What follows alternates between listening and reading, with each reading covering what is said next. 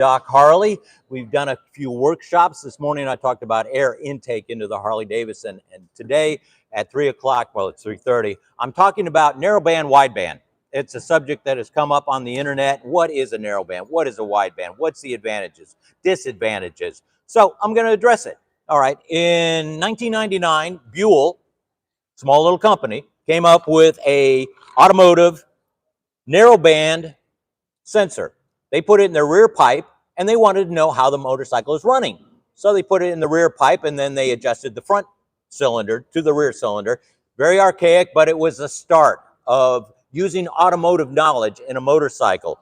Harley-Davidson in 2008 saw the EPA thing coming, saw they needed a little more control on their fuel injection, so they put a narrow band O2 sensor from an automotive world in their exhaust system.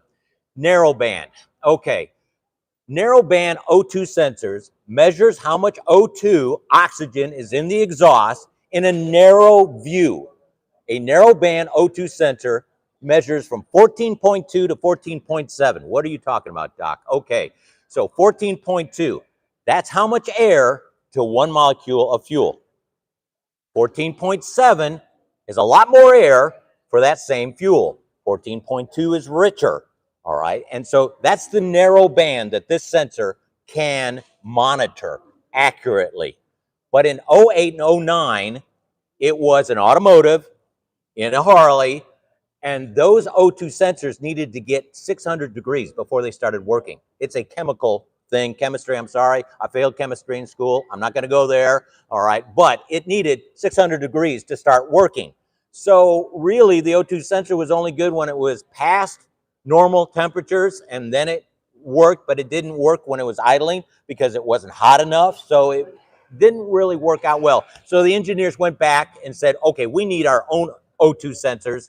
We need it narrowband because this EPA thing's coming around and we can't be messing around with a lot of richness. So let's make a narrowband that is heated. They added heating. So now when you start up your motorcycle, this thing starts heating up, comes online, starts helping the ECM keep the tune in which Harley put in the motorcycle. That's the key there. Harley-Davidson makes the fueling mapping, okay, and it's supposed to run to EPA standards. So this will adjust the ECM 10%. All right, so let's just say you live in Charleston, flat. We're at sea level. All right, and you go up to the mountains. This little baby here starts adjusting your fuel so you run well up in the less air area up in the mountains, and you return back to Charleston, and it adjusts back to Charleston. So it works. It does well, but it's a narrow band. It only goes 14.2 to 14.7. That's its limit. Why did Harley do that? For a couple of reasons. One, they made it this small so they could put it anywhere they wanted to, so they put it here. I'm not a big fan. O2 sensors, luckily, when we went to M8s, they put it where it should be. An O2 sensor should be 4 to 8 inches, 8 inches at the most, away from the exhaust. Because one, you want heat, you want the best mixture to get your sample from. If it's way down here, all right, I've already started to cool down. I'm already mixing. And as you can see, we're close to each other. And this was a problem with twin cams when guys would cut, take the catalytic converter out. Now the air was coming back and confusing these two. They're not separated. They're getting false information. And people are saying, well, why does my Harley run so crappy? Well, you took the cat out. That shouldn't make it run crappy. No, but it's allowing air to come in, give false information to the O2 sensor, and going back. A mistake that people that work on their own motorcycles at home did, and luckily that got cleared up. There are two sensors, front and rear. Front one has a white plug, the rear one has a black plug. If you mix it up, you're doing the wrong maps for the wrong pipes, and it'll run, but it don't run really well.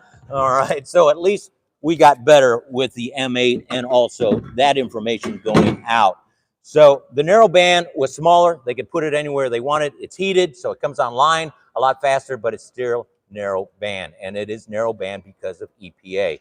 Harley-Davidson makes their motorcycle so it's 50 state compliant. Thank you, California. All right, we got to have 14.2 to 14.7. We got to have it. Now, it gives you great gas mileage.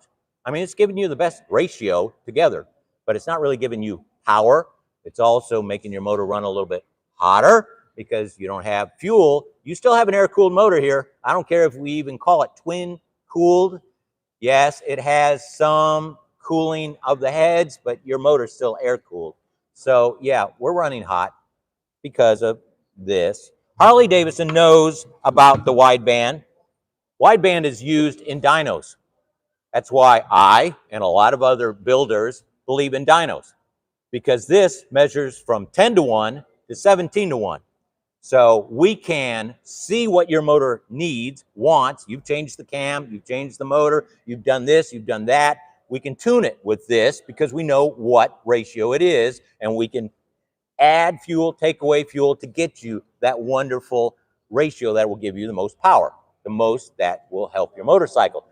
So why doesn't Harley-Davidson use wideband? Because EPA. We don't want anything less than 14.2, and we definitely don't want anything more than 14.7. Talk about lean. Holy mackerel. Cook hamburgers on this thing if you want. But dynos use it. Now, Harley-Davidson does see the advantage of this, and they added this to their inventory. But they only did it for a few years, and they're still thinking of maybe including the 23, 24s, but it came in about 20 and went to 22 and only on certain models. How does this work? Well, it works in conjunction with this. Okay, first you get this street tuner, and you tune your motorcycle, and you put it to the whatever air-fuel ratio it is, but of course this only allows you to stay in that wonderful range when you're tuning. But this only works, and this only is designed for where Harleys cruise. Idle cruising. Watch your RPMs. Okay, if you guys like to go 4,000 or 5,000 RPM, you're a little bit out of the norm, okay? But the usual cruising, when you're using the transmission and all that, you're around 25 to 3,500 RPM. That's where this thing works. That's where this thing works. It's there to tune that area. That's what the Harley was designed to do. And they said, okay, there are some guys that go higher. So you can first get this, tune with the narrow bands, then you put the wide bands in, and it uses the information of the narrow and the wide band, and it keeps the tune higher where it's supposed to be. Yes, it adjusts, but it doesn't change it. All it does is say, okay, where did the tuner put this air-fuel mixture screw? You know, okay, this is what we're going to try to keep it. And this will go 15%. So you had 10% with this, you got 15, close to 20% adjustability. So let's just say you go from here to there, and you need adjustability, and you built a hot rod. This will keep it in the range of it. Yes, it adjusts, but it's not going to take it out of the mapping that's already in the motorcycle. It's not going to let you give it full and beat that, guy that's right beside you. It's just going to keep you in better tune. Wideband is awesome for tuning. Yes, you can tune with narrowband, but you are getting a narrow vision of what your motorcycle can do. This will help you tune low, mid, high. It'll help you with this high race cam, this low race cam, this big motor, this small motor.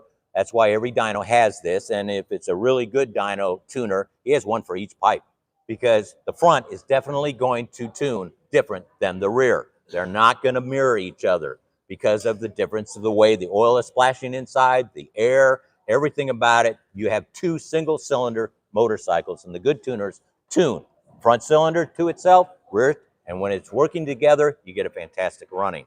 So I hope I made a little understanding. Narrowband, wideband. Why do we use narrowband? Thank you, California. Why do we have wideband? So we can tune and make what you put all your money into, making that motor you wanted, such as we have a 135, all right? It has a hard time struggling. It will work with this once the tune is right and Harley gives us the right map. But boy, you change the cam to get a little bit more, that potential is inside it. Yeah, we need to use this to tune it, to get it to go right. Are there tuners that have wideband? Yes, there is one. Won't mention the name.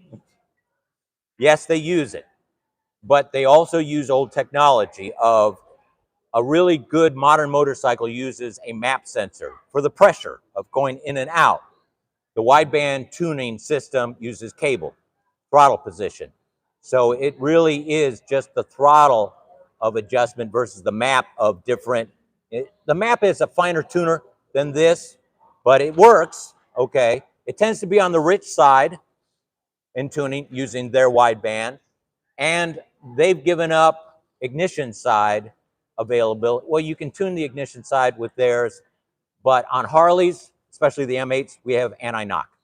All right, the M8 is pushing the compression. And so you get on it, it's already seen how the spark is, and it will retard the timing to save the motor, and it adjusts constantly. This tuning system does not. You have to tune it for the anti-knock.